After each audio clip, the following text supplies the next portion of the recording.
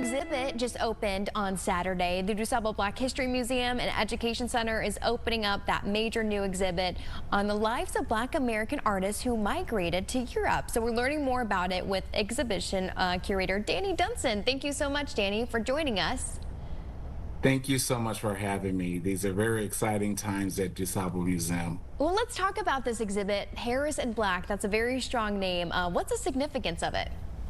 Well, the full name of the exhibition is Paris in Black, Internationalism and the Black Renaissance. And we're discussing themes of internationalism within the realm of the arts. Creative works such as painting, dance, performance, jazz, everything starting from basically the 1890s and ending around 1990. So we survey about 100 years of history, highlighting luminaries such as Josephine Baker, James Baldwin, Augusta Savage, Richard Wright, Langston Hughes, and the list goes on. So we're thinking of themes of international work when times were a little bit stressful during the Jim Crow era and before. Black Americans migrated and retreated to different places, and they had a particular interest in being in Paris, which was the heart of the avant-garde art world at the time and still continues to be a place of major creativity. You know, Danny, I was going to mention Josephine Baker, Paul Robeson. Before you did, you beat me to it. Sorry. No, it's fine. We're kind of seeing that now, where a lot of people feel like the times, especially for Black Americans, so stressful that they want to go to other places. And we're also seeing at the same time where there's a movement to erase some of our history. Why do you feel like this is important at a time like this to have this exhibition? Well, I think at a time like this, it's important for everyone to be mindful of their own value, of their own importance, of their own critical input to society and culture at large. And you can't depend always on outside forces to give you that affirmation, and it starts from within. These brave, legendary luminaries did this over a century ago, thinking of alternative realities, alternative life, in another place. Sometimes that place is in a mental space in your mind. You can be where you need to be to do the work you need to do to feel whole. So I think there's several times throughout history, interwar time periods, economic plight, times of famine, and many times when people feel they need to disperse. And I think that's a mental situation before it's a physical one, a time where you can place yourself in any locale that you can thrive the most. And I think this is a time where we're thinking about that, where things are seemingly under attack and things are changing and people are thinking about relocating here or there. But I think the point of this exhibition is to just re-emphasize choice and re-emphasize power and agency that everyone has and what they can make of themselves and starting to value themselves from within, even though the outside world may be feeling like a different place for them. Yeah, it sounds like it just opened again on Saturday, so you welcome people in. How did it go? I mean, where some of those conversations started? Maybe it opened up some people's mind to different possibilities and to talk about what is going on right now. Absolutely. That's a question that pops up a lot, and I want to stress that I'm not suggesting to anyone by displaying this history that they should run to another location or be someplace else, but I think people are understanding their options, and they're understanding that, you know, though where they may be in the world might be a difficult time, that they have options to think of other places to be, to go, to retreat, to come back, to have residencies, to think of yourself as a global citizen. And I think globalization is a theme that is going on right now, internationalism, and of course, migration and immigration. These are very intense and heavy themes that are very important to people, especially people of color.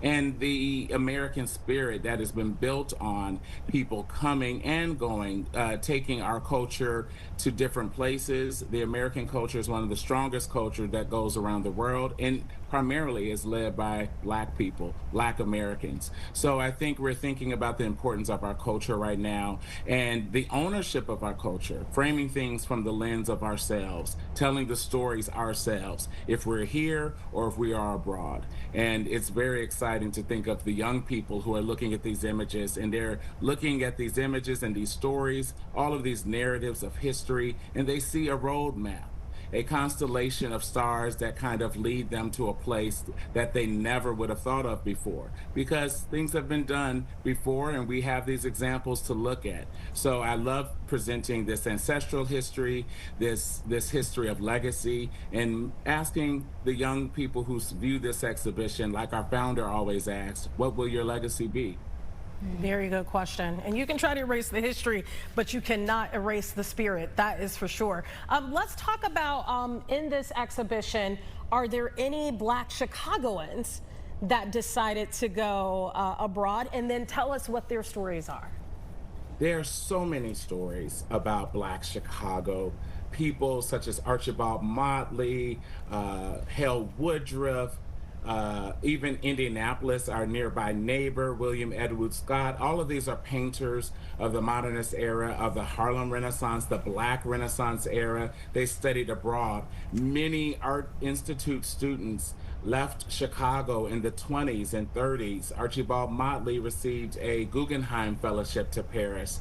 And there's so many other stories about Chicago and Paris, but one particular that I really wanted to emphasize is the story of Leroy Haynes. Leroy Haynes was born in St. Louis, Missouri, but raised in Chicago and attended Morehouse, the historical HBCU, and he went to war.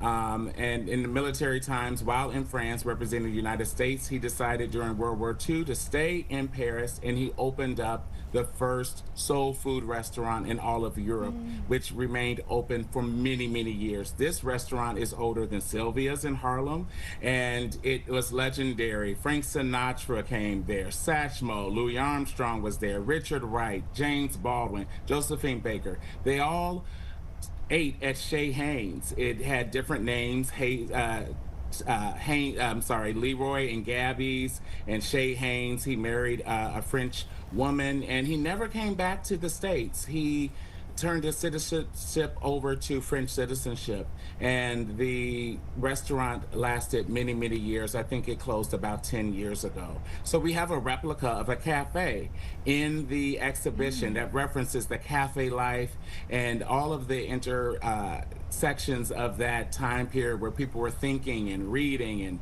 reciting poetry and eating and having a great time in the cafe. And I think a lot about Leroy Haynes, and we're going to have a lot of different programs that talk about the Chicago's legacy. I just love that a Chicago man opens up this restaurant, and he is the first to do it in Europe. I love that you have a replica of the cafe, because I was going to ask you, this is so all-encompassing. You're talking about art, which is easy to show, right? You just put it on display, but dance is a little bit harder, having, singing is a little bit harder, having that music. Yeah. So when you're walking through... we have a lot of videos. Yeah, I was going to say, when you're walking through videos. Yes, the videos we had put together by a film group, Film Toy Productions, led by Miles Rubin out of Detroit. We have loans from young artists who are talking about this topic and created a wonderful work. One is featuring the life of William Dorsey Swann, which was the first self-proclaimed drag queen.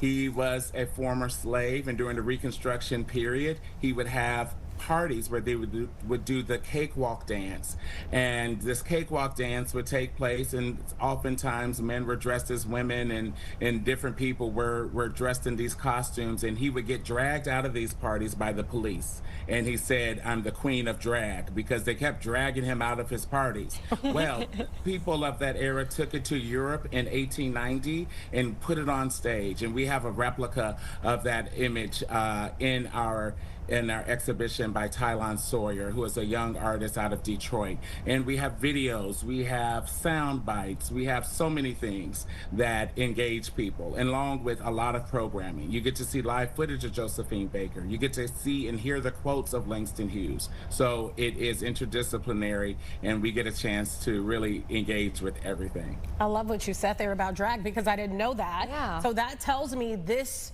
exhibition is also educational. There's a lot of things that maybe you don't know about your history that you will walk away with. How long does it run, and how can people find out more so they can attend? Maybe bring some of their children along to be educated on this. Please bring everyone along. We're running until February of 2027. So it's going to be up for a significant time. We are an education center, and we lead with education through the arts. And this is a wonderful way to use art as a lens, and the history as a contemporary history and past history as a lens of education. So an education to students of all ages, from 16 to 6 years old to 75 to 90. Please come through and learn more and share more, because this is a really significant moment that has rarely been talked about.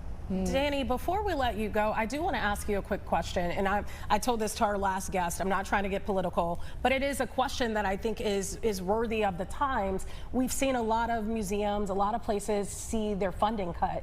And so how important is it for the community, people that are watching right now, maybe this video will play later on and live online somewhere, for people to support you to keep those doors open? It's very important that people support us. Paris in Black talks a lot about entrepreneurship. Again, that business opening up. Josephine Baker had her own hairline. She was the Beyonce of the time. Before there was Sacred, there was Baker Fix, which was a hair gel that laid the hair down in finger waves. I'm mentioning all this to say Black people have always thought of alternative ways to fund their projects, to fund their businesses, their lives, their families, and their legacy. We have funds in our community, partners to our community. We are all a part of Chicago. We're all a part of the United States, and we're all a part of the world. So it's very important that we take care of issues that are important to us out of our own pockets, out of our own resources. Yes, there are threats against many museums, and this is a time that we have to all come together and support what is ours, and think about that entrepreneur spirit that we have in our history and lead with that. And the dependency will always be there for extra help. You know, specialty museums are often underfunded, so we're asking for the community to embrace us and continually think about us during this time as we go forth with putting out cutting-edge information, amazing exhibitions, and the most thought-provoking programming in education and arts. All right, Paris in Black happening until February 2027, so people don't have an excuse. They can make some time to go. If people want to get tickets, how can they? You can go to our website at DuSable.org, DuSableMuseum.org, and you can also stop into the museum. It is just a come in, and if you have a membership, of course, it's free. We advocate that you get a membership with us, and you have access to the entire museum at any time. We're open 10 to 5, Tuesday through Sunday. So I hope to see everyone there. I am doing a couple of special tours. You get to actually meet me and have some deeper curatorial conversations with different groups, as well as our education department, that's ran by our education manager, Perry Diggs, who will be facilitating a lot of tours for different groups, all ages and all interests. Oh, that sounds interesting. Danny, one quick question. I always say this before we let you go. A lot of families will be together this week, right? So on Fridays and Saturdays, families look for things to do. Will you be open? We'll be open, and you know what? If you all are coming through, I'll be there. I will forsake Black Friday to do Black history. There you and to talk about Paris in Black. There's not going to be a Blacker Friday than to come and spend your time at DuSable Museum. After you buy your shoes, or before you go to Sephora, or before you go to Nike, wherever it may be, think about the brands. Think about the brand that's been around for almost 65 years. We're celebrating next year. And it was founded by a Black woman, a Chicago woman, Margaret Taylor Burroughs, and here I am as a Black curator exercising my craft and my gift for a community, and I would not have had this chance if it was not for some place like this, for Margaret Burroughs, and for people coming after me. It's very important for us to think about the seeds of our future, and this is where you start implanting some wonderful self-pride, self-awareness, and the ideas of magic and opportunities that go way beyond the current reach. Come and see us Friday, Saturday, we'll be there. All right, perfect. Very well said. Actually, wait a minute. No, we're closed on Friday. You closed on Friday? Okay, then save it for We're Saturday. closed on Friday. Come see us Black Saturday. Okay. I love you, Danny. All right, Danny. But every day you come, we're going to... You're going to be there. All right. No, but I'm sorry, we are closed Thursday and Closed Friday to Thursday. observe the holiday. Okay. We are open on Saturday. and Open Sunday. on Saturday. There Make you sure go. You guys, hopefully they stay through the video that'll be online for this. All right, Danny, thank you so much. Thank you so much. It was wonderful speaking with you. I All hope right. to see you all there. I hope to see you both there. I'm Yes. definitely coming. I'll be there. Come Thank see you. us. All right, Danny, Take we'll care. see you next time. All right.